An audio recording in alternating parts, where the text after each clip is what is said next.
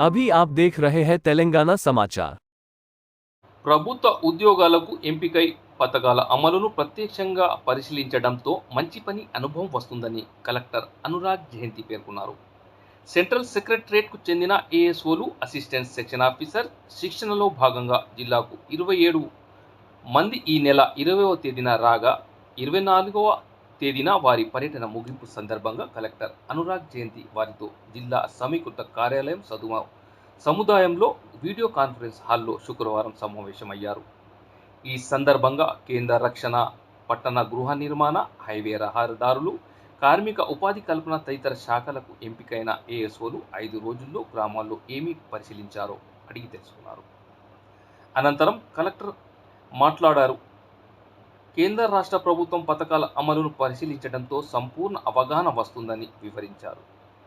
విధి నిర్వహణలో ఈ అనుభవం ఎంతో ఉపయోగపడుతుందని పేర్కొన్నారు. స్థానిక సంస్కృతి సంప్రదాయాలతో ఇక్కడ పండుగలు, పూజలు, జీవనశైలి శిక్షణకు వచ్చిన వారందరికీ ఒక మధురానుభూతిగా నిలిచిపోతుందని కలెక్టర్ వివరించారు.